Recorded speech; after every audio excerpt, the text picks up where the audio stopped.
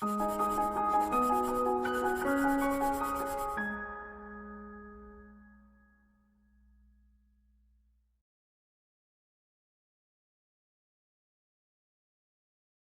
friends, welcome to ProTalent and I'm Nitin Parmar. My dear students, we have been giving you this Master Current Affair quickly modules on a regular basis. My dear students, the objective of this Master Current Affair is to save your time. दोस्तों current affair का जो नया pattern है CLAT 2021 का या even CLAT 2020 का, yes और no, they are event based but the questions are straightforward. Yes or no? So therefore, it is very important for us to learn current affair through questions and it will save lot of time. Yes or no दोस्तों? छोटा सा video होता है 20-25 minute का daily का video and I'm sure this video will be very useful to you for your preparation. जो बच्चे regularly पढ़ाई करते हैं इसी तरीके से जो डेली प्रैक्टिस करोगे तो भैया आप बाकी लोगों से बहुत आगे होगे, क्योंकि आपको हर रोज छोटी छोटी जो चीजें हुई वो आपको पता चलती है. जैसे फॉर एग्जांपल पहला सवाल हमारे सामने, recently mister Ebrahim राइसी has become the new president of which of the following country. I am sure you know this gentleman became the president of Iran. He was elected few months back. He was appointed as president now. Okay, so thereby this is the issue. Ibrahim Raisi is the 8th president of Iran. Please ध्यान रखना, number याद रखना, because exam में सवाल पूछा जा सकता है. Yes or no? So the obvious question would be, who is the first president of Iran? चलिए जल्दी बता दीजिए भैया. ईरान बहुत ही ज्यादा कंजर्वेटिव नेशन है, रिलीजियन के द्वारा चलता है. ये सनो, उनके रिलीजियस लीडर जो होते हैं उनको सुप्रीम लीडर बोला जाता है और वो जो बोले वही होता है. ठीक है, सो that is ayatollah Ali Khamenei. ठीक है, ही इज द ईरान के सुप्रीम लीडर. तो भैया ये जो इब्राहिम राइसी है वो वहाँ के सुप्रीम कोर्ट के चीफ जस्टिस रह चुके हैं, है ना. और उनके बारे में आयतुल्ला अली खोमेनी का मानना है that following the people's choice I task the wise, indefatigable, experienced and popular Hujjatul Islam Ebrahim Raisi as our president of Islamic Republic of Iran. ठीक है, तो भैया उनके मुताबिक वो वाइज है, इनडिफेटिगेबल है, जिनको आप डिफीट नहीं कर सकते, एक्सपीरियंस्ड है और पॉपुलर है. ठीक है, और इन्होंने आकर ही सबसे पहला बम फोड़ा. ये सुनो, he said we will seek to lift the oppressive US sanction. हमारे ऊपर यूएस का सैंक्शन लगा हुआ है, आपको पता होगा क्यों लगा है. वो P5+1 वाला, ये सुनो, JCPOA के द्वारा, याद है आपको करंट अफेयर में हमने JCPOA कवर किया था ना, मतलब प्रीवियस टाइम पे. सो आपने बिल्कुल उसको देखा होगा.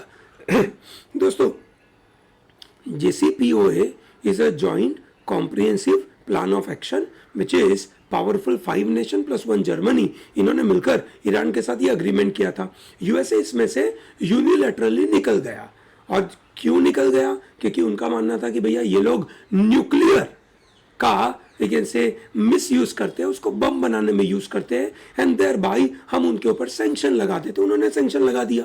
ये सुनो, अब वो सैंक्शन लंबे समय तक चल रहा है, अभी भी चल रहा है. और भैया ईरान बोलता है कि भैया हम तो उसमें से निकलना चाहेंगे, but would not tie the nation standard of living to the will of the foreigners.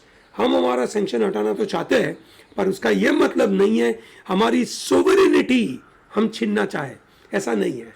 बहुत अच्छी बात है एक देश के लिए ऐसी बातें बोलना. दोस्तों ईरान के प्रेसिडेंशियल इलेक्शन के बारे में कुछ डेटा यहाँ पे दिया हुआ है. राइसी had won this presidential election in June with 61.95% of the votes, which is huge. इतना बड़ा वोटिंग मार्जिन से, मतलब इतने ज़्यादा वोट मिलना और लेकिन से इतनी बड़ी लैंडस्लाइड विक्ट्री होना, तभी तो उनके लीडर बोलते हैं कि ये भैया पॉपुलर साहब है. ये सुनो, ये ध्यान रखना, इब्राहिम राइसी के सामने जो लड़ाई लड़ रहे थे, ठीक है, वो भाई साहब का नाम कौन है प्लीज बता दीजिए. इनके अपोजिशन में कौन खड़े थे प्लीज बता दीजिए. ये जानकारी आपको लेकिन से पढ़ने के लिए मिलेगी. प्लीज इसको आप protalentdigital.com से आप इसको ले सकते हैं. ओके, आपको यहाँ से मिलेगा. ठीक है, बिल्कुल आप उसको ले सकते हैं. First Iranian president to face US sanction is mister Ebrahim Raisi. ठीक है ना भैया. 2019 में से जब उनको एक ऐसे सैंक्शन लगा दिया, उसके बाद ये पहले प्रेसिडेंट बनने वाले हैं. ठीक है दोस्तों, हमने बता दिया था. ठीक है कि ईरान के ऊपर तो सैंक्शन है, पर इब्राहिम राइसी के ऊपर भी सैंक्शन है. ये सुनो, क्या सैंक्शन है भैया? उनको ब्लैक लिस्ट करके रखा हुआ है. क्यों? क्योंकि he was involve in mass execution of political prisoners in 1988. Okay, जब वो जज थे उन्होंने ऑर्डर दिया, ठीक है, पॉलिटिकल प्रिजनर्स को खत्म करने का. फिर ग्रीन मूवमेंट का जो प्रोटेस्ट हुआ था 2009 में, उसमें क्रैकडाउन किया. ये सुनो, और administration of oversight over execution of individuals over juveniles at the time of crime. ठीक है, अभी वो जज साहब थे, जज साहब ने ऐसे डिसीजन दिए होंगे. अब उस डिसीजन के ऊपर अमेरिका को नहीं पसंद आया और उसकी वजह से उनको ब्लैक लिस्ट कर दिया है. I hope it is very clear. चलिए, बहुत अच्छी बात है. ठीक है, ग्रेट. आगे बढ़ते हैं. Recently mister Nikol Pashinyan has become the prime minister of which of the following country. नाम देख के मैं थोड़ा लॉजिक लगाऊं तो आंसर बनेगा आर्मेनिया. ये सुनो दोस्तों, फ्रांस और जर्मनी में शायद ऐसे नाम तो नहीं देखते हम. ये सुनो, जब आप अखबार पढ़ते हो, फ्रांस और जर्मनी के लोगों के नाम पढ़ते हो, तो समझ में आएगा. ये लॉजिकली आप उसको डिराइव कर सकते हो. दोस्तों, Nikol Pashinyan is reappointed as a prime minister of Armenia. दोस्तों, आर्मेनिया और अजरबैजान के बीच में लड़ाइयाँ हो रही थी, आपने सुना होगा. आर्मेनिया और अजरबैजान, ठीक है, कौन सी जगह पे लड़ाइयाँ हो रही थी? Nagorno Karabakh, Nagorno Karabakh reason पे लड़ाइयाँ हो रही थी. ये सुनो, किस बात की लड़ाइयाँ हो रही थी? Because Armenia wanted to capture that area जो अजरबैजान के एक ऐसे पूरी टेरिटरी में था, और वहाँ पे आर्मेनिया के लोग रहते हैं. आर्मेनिया का कैपिटल है येरेवान और उनकी करेंसी है आर्मेनियन दिराम, और दिराम बोलते हैं इसको. ठीक है दोस्तों, मिस्टर निकोल पशनियान, ठीक है, has been appointed by the president Armen Sarkissian. Okay, ठीक है दोस्तों, he is a member of Civil Contract party, और उन्होंने काफी अच्छी मेजोरिटी से पार्लियामेंट्री इलेक्शन के द्वारा ये जीत हासिल करी थी. And we have a new prime minister, okay, of Armenia, which week is celebrated globally from 1st to 7th of August as a particular week. दोस्तों, it is known as world breast feeding week. Okay, world breast feeding week क्या होता है ये भैया? Obvious है कि एक तरीके का अवेयरनेस फैलाना है. जब बच्चा पैदा होता है, ठीक है, तो उसके शुरुआत के 4 या 5 महीने तक एक ऐसे माँ का दूध मिलना इज वेरी इंपॉर्टेंट. ठीक है, it helps baby to develop varieties of the antibodies. मतलब IgG, IgE, इस तरीके की जो एंटीबॉडीज होती है, जो आपने अभी सुना होगा ना, ये कोरोना के टाइम पे एंटीबॉडीज के बारे में बहुत बातें होती है. आपने वैक्सीन ले लिया, फिर वैक्सीन देने के 14-15 दिनों के बाद आप एक्सपेक्ट करते हो कि भाई आपके अंदर एंटीबॉडीज जनरेट हो जाए. ये सुनो, ठीक है, वैसा छोटे बच्चों में एंटीबॉडीज एक से ये माँ के दूध से होता है. इस बार का थीम था protect breast feeding, a shared responsibility. Okay, so बिल्कुल याद रखिएगा दोस्तों, ये वीक और थीम इस बार तो बहुत पूछा गया था. क्लैट वालों ने डेज पूछे थे और थीम पूछे थे. ये सुनो, सो दैट्स वेरी इंपॉर्टेंट. ठीक है, I hope it is very clear. चलिए आगे बढ़ते. Which state government has approved the decision to give 2500 rupees per month to the children. अब ये ऑब्वियस सिनारियो हो रहा है, कोरोना की सिचुएशन, कोविड-19 की वजह से जो बच्चे ऑर्फन हुए, ये सुनो, उनके लिए ये थोड़ी परेशानी की बात है. तो वहाँ पे गवर्नमेंट उनको सपोर्ट में सब अलग अलग एक्टिविटी करती है. This is Uttar Pradesh, but ये वाला थोड़ा सा अलग है, ध्यान से देखना. इट इज बाल सेवा योजना के द्वारा children below 18 years of age who have lost their parents due to reason other than COVID-19. समझना, it is due to reason other than COVID. Okay, ये ध्यान रखना, बराबर है. एट द सेम टाइम उन्होंने ये भी बोला कि जो भी बच्चे 18 साल के ऊपर है, 23 साल से छोटे हैं, और उनके माता पिता की मौत हुई कोविड-19 की वजह से, और वो 12वीं के ऊपर है, तो उनको हम सपोर्ट करने की कोशिश करेंगे, कोविड हो या बगैर कोविड हो, सबको बेनिफिट मिलेगा। Mister Rashid Irani who died recently, he was a famous film critic, ठीक है, मिस्टर रशीद ईरानी, ठीक है, हेल्थ इश्यूज की वजह से जुलाई 30 को इनकी डेथ हुई थी। वो अकेले रहते थे, बॉम्बे में रहते थे, और उनकी वहाँ पे एक इनसे डेथ हुई। The country's former captain, which country's former captain, mister Paras Khadka, नाम से आपको समझ में आ जाना चाहिए कि ये बंदा कहाँ के है ना, ये बंदा कौन सी कंट्री के है। इंटरनेशनल क्रिकेट से उन्होंने रिटायरमेंट लिया है। He is from Nepal. दोस्तों, the Paras Khadka was all-rounder. He played 10 ODI and 33 T20s for Nepal. ठीक है, तो ये अच्छा काम किया था, और उन्होंने पहली ODI विन नेपाल के लिए 2018 में अगेंस्ट नीदरलैंड्स जीती थी। ठीक है, और अफगानिस्तान के अंदर भी ये लोग क्वालिफायर में, सॉरी, बांग्लादेश के सामने क्वालिफायर में जीते थे। सो that is the power of the leader जो इस तरीके की अचीवमेंट करता है। नेपाल शुरुआत कर रहा है अपनी एक इनसे क्रिकेट का, शायद कुछ सालों में अच्छे भी हो जाए, ये no, just like our hockey team है ना। हमारी हॉकी टीम जो विमेन हॉकी टीम थी, जो पहली बार ओलंपिक में गई और पहली बार सेमीफाइनल तक पहुंची, सेमीफाइनल में भी चलिए कोई दिक्कत नहीं है, उनकी हार हुई, कोई प्रॉब्लम नहीं है। फाइनली ये ब्रॉन्ज मेडल के लिए लड़ रहे थे, और ब्रॉन्ज मेडल में they lost against Great Britain. ठीक है, बट ठीक है, that's okay, but they have made in history उनकी हुई कि भैया they entered into the Olympic and that too the semifinal, जो बहुत अच्छी बात है। ये सनो भैया, आप बताइए इंडिया की जो विमेन टीम है उनके कैप्टन कौन है? ठीक है, मेल हॉकी टीम में तो ब्रॉन्ज आ गया, 41 ईयर के बाद ब्रॉन्ज आया भैया, मजेदार सी चीज है ये सनो, तगड़ी चीज हो रही है। ठीक है, ब्रॉन्ज आ गया, हम तो गोल्ड लाने वाले लोग थे। ठीक है, पर क्या करें, है ना, अभी बहुत सालों के बाद, 41 ईयर के गैप के बाद जब कोई टीम जाती है, टीम अगेन से स्पोर्ट्स बहुत अलग हो जाता है, बहुत अलग तरीके से काम करता है। ये सनो, so thereby this is very crucial for us to understand that which organisation and Serum Institute, ठीक है, जो वैक्सीन बनाता है अपना वो कोविशील्ड वाला, they have tied up for vaccination in small towns and the rural area. It is CII and Serum ने मिलकर जो वैक्सीनेशन का एक्सेलरेशन करना चाहिए उसके ऊपर काम कर रहा है, और वो प्राइमरली हेल्थ केयर प्रोवाइडर्स को देंगे, और जो छोटे छोटे टाउन्स और विलेजेस है वहाँ पे ये मिलेगा। ओलंपिक का हमारा सवाल आपके सामने, which countries Marcell Jacob won the gold medal in 100 meter event at the Tokyo Olympics।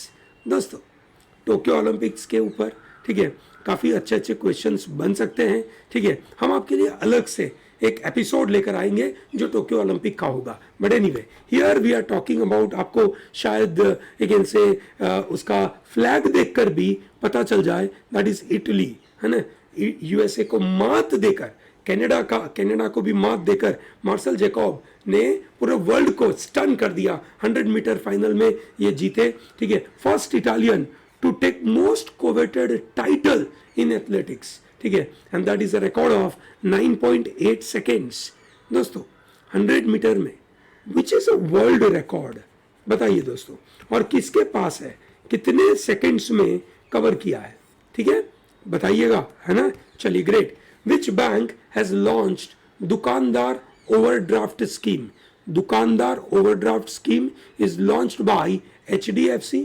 Primarily जिस तरीके का इकोनॉमिक माहौल चल रहा है उस तरीके से बैंकों को, रिटेलर्स को इस तरीके का बेनिफिट देना चाहिए। HDFC का हेडक्वार्टर मुंबई में है, उसके MD और CEO है मिस्टर शशिधर जगदीशन, एंड उसका टैगलाइन है, वी अंडरस्टैंड योर वर्ल्ड। दोस्तों, ये ओवरड्राफ्ट क्या होता है? ओवरड्राफ्ट का मतलब होता है कि आपका कोई बैंक के साथ करंट अकाउंट हो, अलग अलग अकाउंट होते हैं ना, सेविंग बैंक अकाउंट होता है, वैसा एक करंट अकाउंट होता है, and then you take loan, temporary loan from the bank. आपके पास बैंक में उतने पैसे नहीं है, ठीक है, पर आप 50,000 से, 1 लाख से, 2 लाख, 3 लाख, 4 लाख, 10 लाख तक का पैसा लोन में उठा रहे हो, टेम्पररी, थोड़े दिनों के लिए। यस और no? So that is called overdraft. Okay, which bank has launched same binding feature for their YONO? अभी योनो बोल दिया तो वहां से आंसर तो बहुत ही क्लियर है। योनो बहुत फेमस चीज है, ठीक है। आज से करीबन 3 साल पहले जब इन्होंने योनो का कंसेप्ट चालू किया था, दैट इज एसबीआई ने, तब बहुत सारे एग्जाम में योनो के बारे में पूछा गया था. YONO is a new product, ठीक है, which is digital product by SBI to millennials, which is you only need one YONO, you only need one, that is YONO. Okay, SBI जिसका ओरिजिनल नाम था इंपीरियल बैंक ऑफ इंडिया, उसका headquarter Mumbai में है. 1 जुलाई 1955 को found करी गई थी और उसके अभी चेयरपर्सन है मिस्टर दिनेश कुमार खारा. दोस्तों ये उन्होंने क्या किया, अभी सिम बाइंडिंग करने का मतलब क्या? भाई आप डिजिटली ट्रांजैक्शन करते हो, जब डिजिटली ट्रांजैक्शन करते हो, ठीक है, तो वहां पे फ्रॉड होने की संभावना बहुत ज्यादा है. तो उसको रोकने के लिए बहुत ही सिंपल सा रास्ता, क्या रास्ता? आपके सिम कार्ड जो रजिस्टर्ड होगा उसके साथ ही सभी एक्टिविटी को बाइंड कर दो. This is what SBI is doing. ठीक है, अब बहुत मजेदार सा एक ऐसे केस आया है अभी, उसके बारे में हम आपसे बात कर रहे हैं. The governor's power to pardon के बारे में नीचे में से कुछ सवाल है. पहला स्टेटमेंट बताया है, तो आपको बताना है कि ये दो में से कौन से स्टेटमेंट सही है. Section 433A of Criminal Procedure Code mandates that a prisoner's sentence can be remitted only after 14 years of jail. भैया पार्डनिंग पावर ऑफ गवर्नर का क्या मतलब है? भैया किसी को सजा हुई, बराबर है, और वो बंदा, उसको जो भी सजा हो गई, अब वो बंदा जाता है गवर्नर साहब के पास कि गवर्नर जी मुझे माफ कर दीजिए, ठीक है, मैं सुधरना चाहता हूं और मेरी ये सजा है वो आप थोड़ी सी कम कर दीजिए, या तो पार्डन कर दीजिए, या रिमिट करिए, या कम्यूट करिए. ठीक है ना, अलग अलग तरीके की चीज है, बराबर है. तो ये सीआरपीसी के अंदर ऐसा कुछ है क्या, ये सवाल पूछा है. Section 433 of CrPC affects constitutional power conferred on the president and governor to grant pardon under article 72 and 161. दोस्तों आर्टिकल नंबर 72 के द्वारा प्रेसिडेंट के पास पावर है कि पार्डन करना, और आर्टिकल नंबर 161 के द्वारा गवर्नर के पास पावर है. अब ये दो स्टेटमेंट सही है या गलत, उसके लिए हमें जाना पड़ेगा अभी रिसेंटली सुप्रीम कोर्ट ने जो जजमेंट दिया उसके ऊपर. सुप्रीम कोर्ट हरियाणा का एक पार्डन प्ली को जैसे एड्रेस कर रहे थे, ठीक है, और उसके द्वारा सुप्रीम कोर्ट ने यह जजमेंट दिया. They held that governor of a state can pardon prisoner including the death row ones. Governor के पास पावर है पार्डन करने का, इवन जो बंदा डेथ रो पे, जिसको पनिशमेंट मिली कि भैया इसको फांसी की सजा होगी, उसको भी गवर्नर पार्डन कर सकते हैं even before they have served a minimum 14 years of prison sentence. However CrPC में तो क्लियर कट लिखा था, देखिए, governor's power to pardon overrides the provision in the CrPC. CrPC का सेक्शन 433A बोलता है that prisoner sentence can be remitted only after 14 years of you can say jail. ठीक है, ऐसा सीआरपीसी बोलता है. कॉन्स्टिट्यूशन के अंदर आर्टिकल नंबर 161 के द्वारा गवर्नर के पास जो पावर है वो इस बात को ओवरराइड करेगा, ऐसा सुप्रीम कोर्ट का कहना है. ये सुनो, section 433A of CRPC code cannot and does not in any way affect the constitutional power of a president or governor. ठीक है, if the prisoner has not undergone this 14 years or more of actual imprisonment, governor has a power to grant pardon. ठीक है, बराबर है. So this is how the idea is. ठीक है, he मतलब derogates the restriction imposed under section 433A. Such power is in exercise of the power of sovereign. You can say ये एक sovereign power है. ठीक है, मतलब गवर्नर है, he is the executive head. President है, he is the executive head. ये sir, president is the executive head of the country.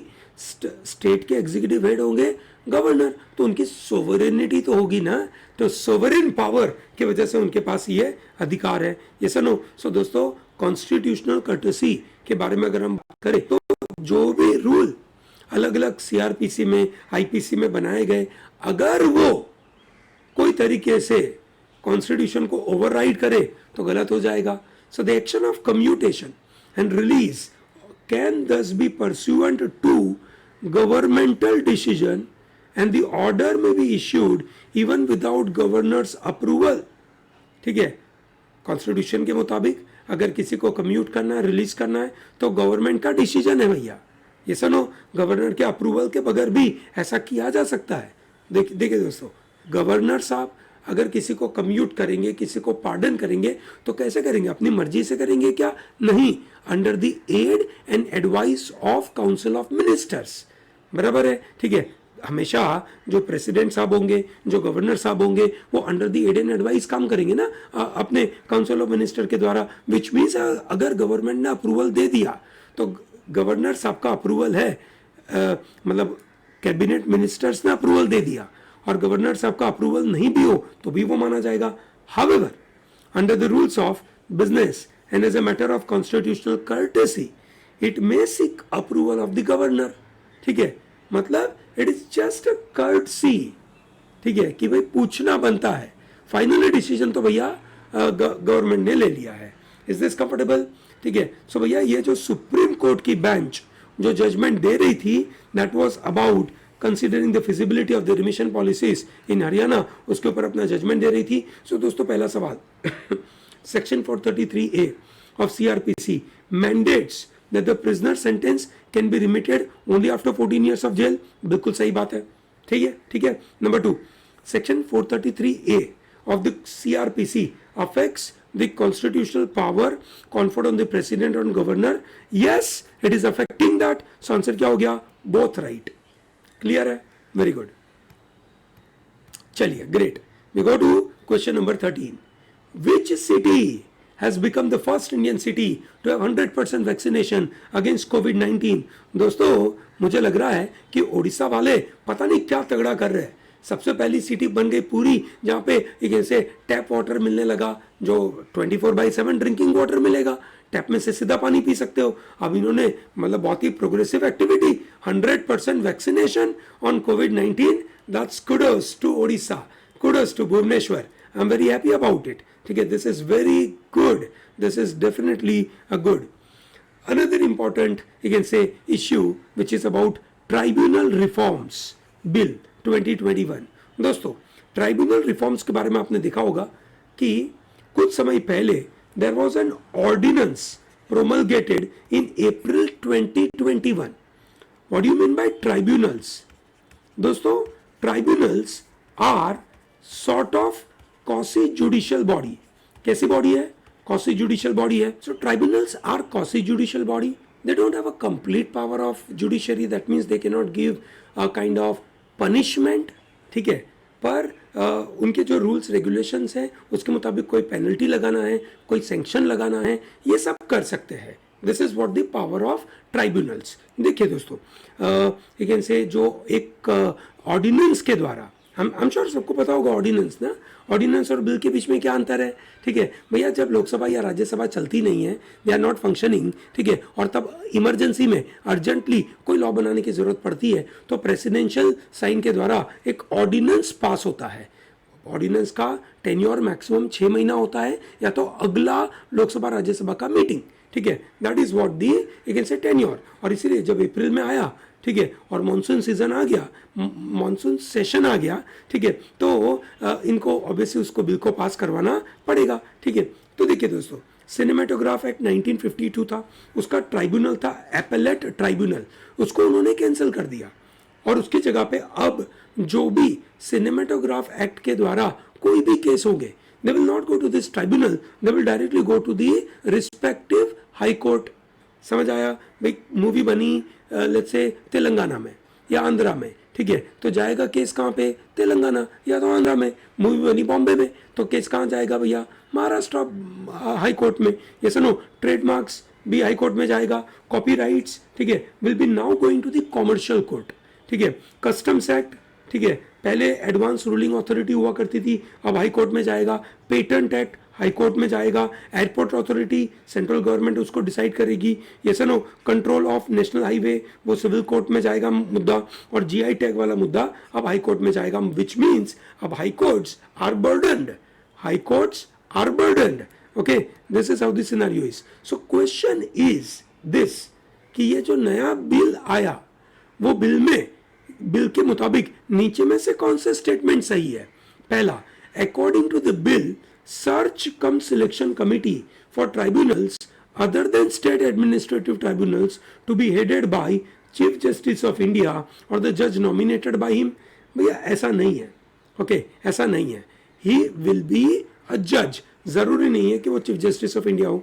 Chairperson and member of tribunal shall not be eligible for reappointment, ये भी गलत है। So they will be eligible for reappointment, yes और no. Which bank has been listed as agency bank by RBI recently, RBI ने किसको agency bank में डाला? It is IndusInd bank. क्या होता है एजेंसी बैंक? एजेंसी बैंक एक तरीके का एजेंट है। किसका एजेंट है? इस केस में आरबीआई का। आरबीआई कौन है? Bank of government, yes no. So government की बैंक जो भी गवर्नमेंट का काम करेगी उसका काम इंडसइंड कर पाएगी। समझ आया? वेरी गुड दोस्तों।